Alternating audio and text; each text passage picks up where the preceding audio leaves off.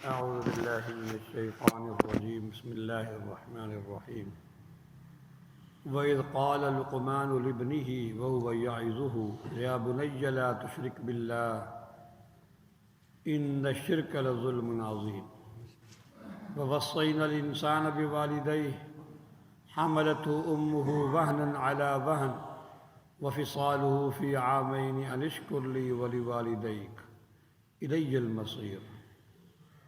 سورہ لقمان کی آیت نمبر 13 اور 14 کی میں نے تلاوت کی ہے۔ پہلی آیت مبارکہ میں اللہ تبارک و تعالی نے اس نصیحت کا تذکرہ فرمایا ہے جو نصیحت لقمان نے اپنے بیٹے کو کی تھی۔ فرمایا کہ وہ وقت یاد کرو جب لقمان نے کہا اپنے بیٹے کو، وَهُوَ يَعِظُهُ، اس کو نصیحت کرتے ہوئے، یا بنی، اے میرے پیارے بیٹے، لا تشرک باللہ، اللہ کے ساتھ کسی کو شریک نہ ٹھہرانا، نہ ذات میں، نہ عبادت میں، نہ صفات میں، کسی چیز میں بھی اللہ کے ساتھ کسی کو شریک نہ ٹھہرانا۔ ان الشرک لظلم عظیم، بے شک شرک جو ہے بہت بڑا ظلم ہے۔ ظلم اصل میں کہتے ہیں وضع الشیء فی غیر محلہ، کسی چیز کو اس کے ایسی جگہ استعمال کرنا جو اس کی جگہ نہیں ہے، کسی چیز کو ایسی جگہ رکھنا جو اس کی جگہ نہیں ہے، اس کو ظلم کہتے ہیں۔ تو اس سے بڑا ظلم کیا ہوگا کہ جو عبادت کا مستحق ہے اس کی عبادت نہ کی جائے اور اپنی جیسی مخلوق کی عبادت کی جائے، اپنے ہاتھوں کی بنائی ہوئی چیزوں کی یا اپنی جیسی مخلوق کی عبادت کی جائے۔ اس سے بڑا ظلم کیا ہوگا، کیونکہ عبادت کی جگہ تو اللہ کی ذات ہے، عبادت کا حق تو صرف اور صرف اللہ ہے، حقدار ہیں اللہ تبارک و تعالی۔ تو غیر اللہ کی عبادت کرنا کسی بھی شکل میں یہ بہت بڑا ظلم ہے، اس سے بڑھ کر کوئی ظلم نہیں۔ تو اے میرے پیارے بیٹے، تو اللہ کے ساتھ کسی کو شریک نہ ٹھہرانا، بے شک شرک بہت بڑا ظلم ہے۔ وَوَصَّيْنَا الْإِنسَانَ بِوَالِدَيْهِ، درمیان میں اللہ تبارک و تعالی نے بطور جملہ معترضہ کے انسان کو ایک تاکیدی حکم دیا۔ فرماتا ہے کہ ہم نے انسان کو اس کے والدین کے حوالے سے تاکید کی ہے، تاکیدی حکم کیا ہے۔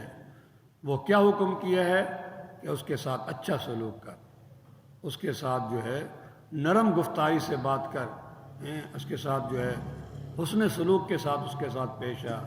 وَقَضَىٰ رَبُّكَ أَلَّا تَعْبُدُوا إِلَّا إِيَّاهُ وَبِالْوَالِدَيْنِ إِحْسَانًا، ان کے ساتھ اچھا سلوک کرنے کا ہم نے حکم دیا ہے۔ تو یہاں فرماتے ہیں کہ ہم نے انسان کو اس کے والدین کے حوالے سے تاکید کی ہے، تاکیدی حکم کیا ہے۔ اس کے والدین کی قربانیوں کو تو ذرا جان، ان کی قربانیوں کو، انہوں نے تجھے کس طرح پالا بوسا ہے، کتنی قربانیاں دے کر، خاص کر والدہ کی جو قربانی ہے، حملتہ امہ وہنا علی وہن، کمزوری پر کمزوری برداشت کرتے ہوئے اس کی ماں نے اس کو اٹھایا اپنے پیٹ کے اندر، 9 مہینے پیٹ میں رکھا۔ بڑی مشقت کی چیز ہوتی ہے۔ جس طرح حمل بڑھتا چلا جاتا ہے، بڑا ہوتا چلا جاتا ہے، اس کی کمزوری میں اضافہ ہوتا چلا جاتا ہے، ماں کی کمزوری میں، کیونکہ اس کی خوراک وہ بچہ کھا رہا ہوتا ہے، اس کا خون وہ بچہ پی رہا ہوتا ہے۔ تو میں کہ اس کی ماں نے اس کو اٹھایا، کمزوری پر کمزوری برداشت کرتے ہوئے، مشقت پر مشقت برداشت کرتے ہوئے، تکلیف پر تکلیف، ایک تکلیف نہیں بے شمار تکلیفیں برداشت کرتے ہوئے۔ اسی قربانی کو دیکھ لے، اگر انسان دیکھ لے تو اس کو سن میں آ جائے گی میری والدہ نے کتنی قربانی دی ہے۔ فرمایا کہ وَفِصَالُهُ فِي عَامَيْن، جب پیٹ سے بچہ باہر آیا تب بھی ابھی قربانی ختم نہیں ہوئی والدہ کی، پھر اس کا دودھ چھڑانا ہے 2 سالوں میں، 2 سال تک وہ جو بچہ اس کا دودھ پیتا رہتا ہے، وہ بھی اس کے جسم کا حصہ ہوتا ہے، دودھ اس کے خون سے دودھ بنتا ہے، پھر دودھ بچہ پیتا ہے، یہ بھی قربانی ہے۔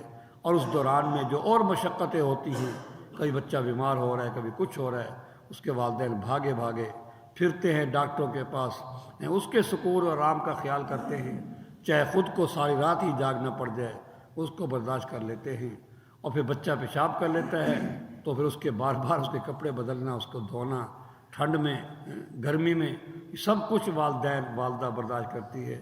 اور اس بچے کے خرچے کے لیے باپ گرمی میں، سردی میں، دھوپ میں جو ہے ہر جگہ پر جا کر کمائی کرتا ہے، کماتا ہے تاکہ اپنے بچوں کے پیٹ میں پال سکوں۔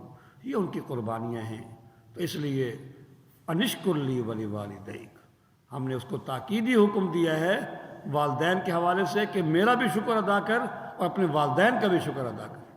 اپنی بچپن کو یاد کر کہ بچپن میں تو ان کا محتاج تھا، اب وہ بڑھاپے میں تیرے محتاج ہو گئے۔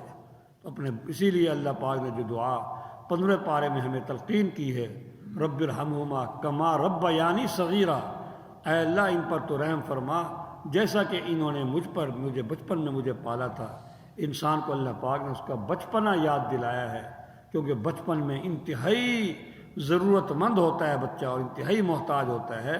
اب وہ بیچارے بوڑھے ہو گئے، کمانے کے قابل نہ رہے، اب وہ تیرے محتاج ہیں، تیرے پاس رہنے کے، تیری کمائی کے محتاج ہیں۔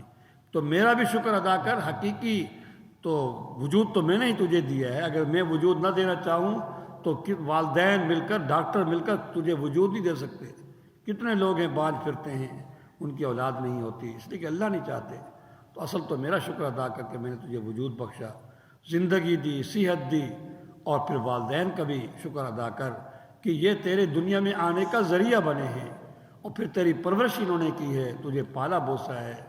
الی المصیر، اور پھر یہ بھی سن لے میری ہی طرف لوٹنا ہے۔ اگر تو والدین کے حقوق ادا نہیں کر کے آئے گا تو پھر یہاں پر تیری پرسش ہوگی۔ الحمدللہ۔